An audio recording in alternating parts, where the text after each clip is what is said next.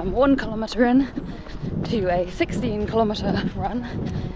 It is 25 degrees. We're in Britain's heat wave. It's once every 3 year. It's once every 3 year heat wave. I know for everyone who doesn't live here, 25 degrees Celsius isn't that much, but for us it's sweltering.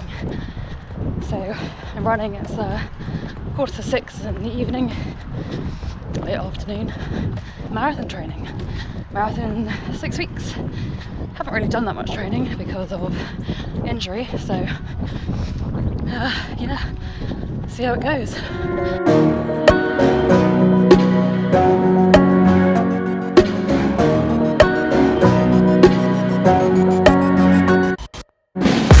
So hot. It's so hot.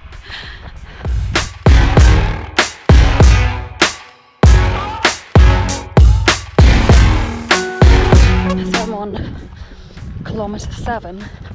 Jesus, really? Oh yeah, kilometre 7. That's nice. Not incredibly hot because it's like 25 degrees. But I'm incredibly hot because I'm running in 25 degrees. So you know, you got that. But I'm sort of just like, I mean, I'm not worried about speed because I'm marathon training. Oh. Because I'm marathon, which is a weird thing to even say. Like, I never thought I'd run a marathon or even want to. So, and obviously I haven't run, just haven't run that much recently, so I'm a bit anxious about it. And whether I'm even going to be able to do it at all because my shin splints keep going down. It's a pain in the ass. Anyway.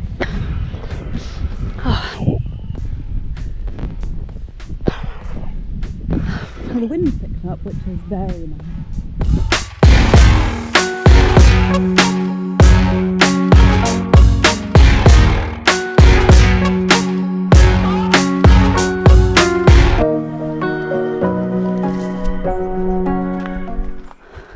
Never been through here before.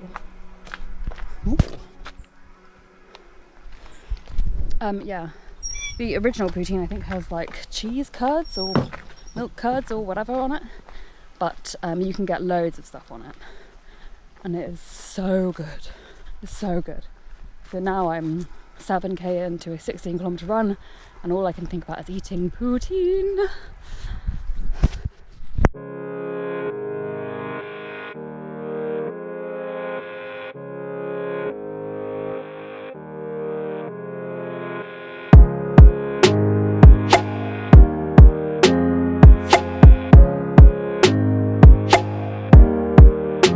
There are so many trails around here that I just don't really know.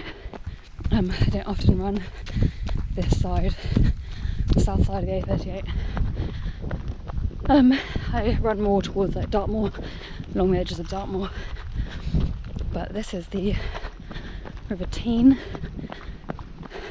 Yeah, it's River Tean. And it's lovely.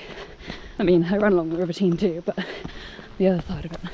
So this is like the southern end of it, downriver. And it's so nice. I haven't been running that much recently.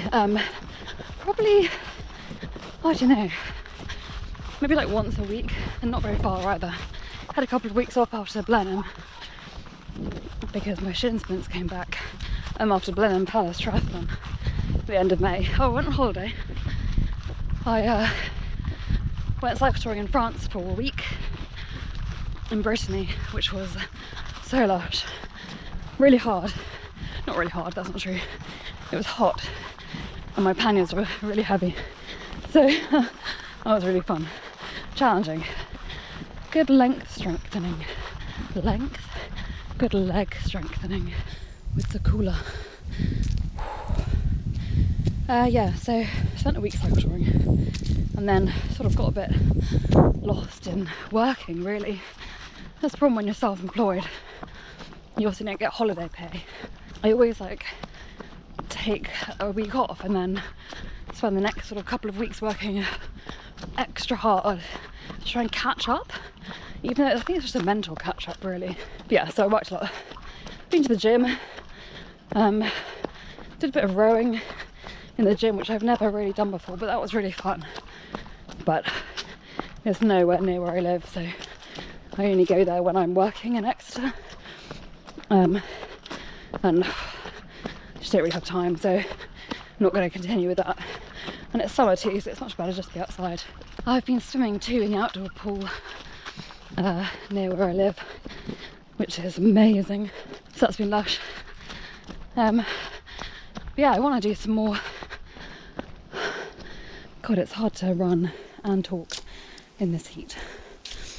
I want to do some more triathlon, and I want to do more duathlons, but I think my next one's going to be October, because I just need to focus on the marathon. So yeah, so I'm kind of just thinking about that at the moment. I'm thinking about summer holidays, going on holiday again for a week, just in England. So that'd be really nice, hopefully. So yeah, triathlon and duathlon are gonna have to wait for a little bit, although obviously marathon training and doing a bit of cross training in the pool and on the bike is helpful for that anyway. But yeah, I'm trying not to make any plans at the moment, because I get really distracted with other events to kind of put off thinking about the event that I've got looming. So I'm just trying to be present in my marathon training at the moment, and sticking to that.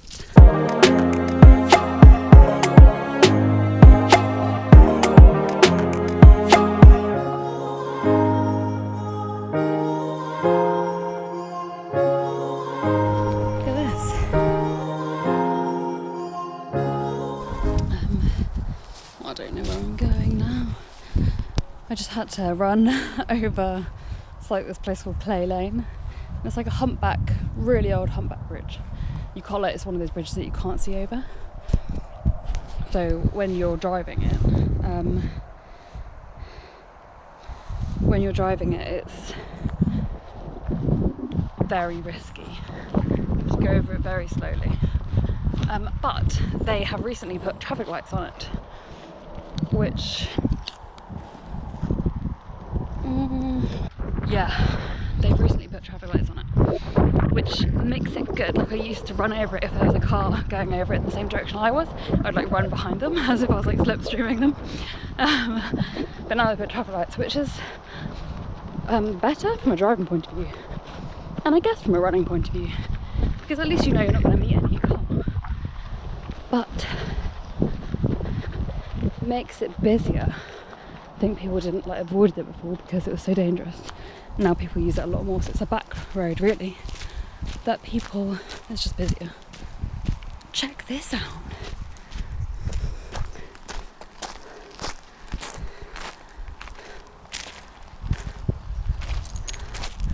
It's like a secret beach.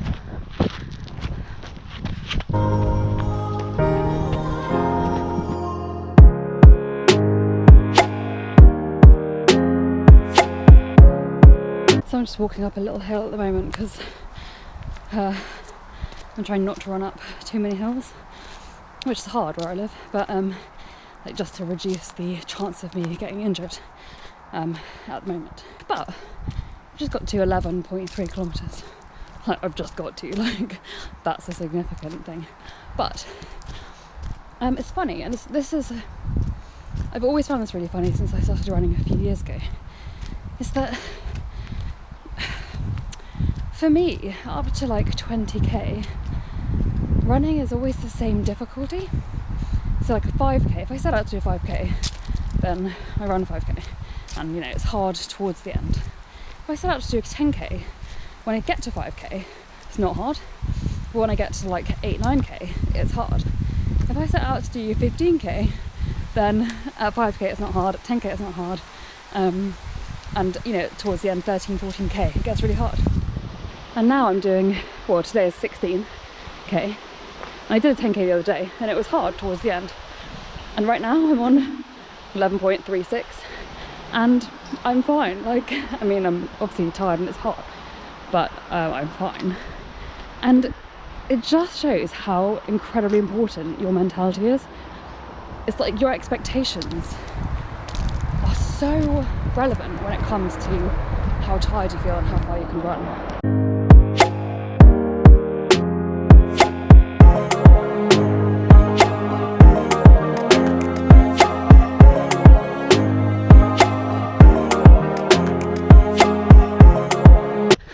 I've got weirdly lost on this common before, even though it's really small. Like, the footpaths do not match up in real life with the map at all. And there are lots of bogs, even in summer, even in heatwave.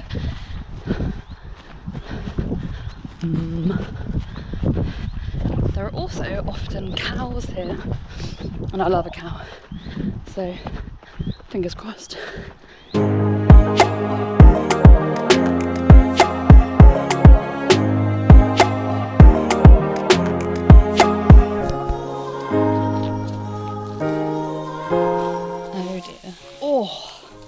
Man, I wish I wasn't wearing a midriff revealing top. Gorse. Actually, it feels kind of nice on my legs. Like a loofah. The last time I ran along this path, it was like ankle deep muddy water and very challenging. The water in my camelback is so warm. Oh. But here, you can't really see. Maybe I'll try and zoom in. That's Haytor there. You can even see the 3 like paths in the bracken that lead up to the tour. Haytor is, I'm gonna say, the most famous tour on Dartmoor, and it's pretty cool. When I first ran across this field last year and like turned around and realised I could see it really obviously, it was amazing. It's so nice. It's always sort of there. 14.2 kilometres. I feel fine actually. I'm just so hot, and yeah, my legs are really itchy because they've been attacked by brambles and ferns and gorse, and I'm just really sweaty and gross. I really hope the marathon is not going to be this hot. I mean, it would be really unlikely because it's in September, and September is not often very hot. I mean, maybe it's warm at best. Yeah, right. Back to it.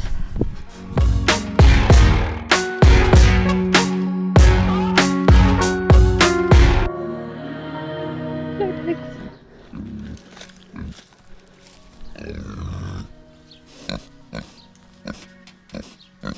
How was it?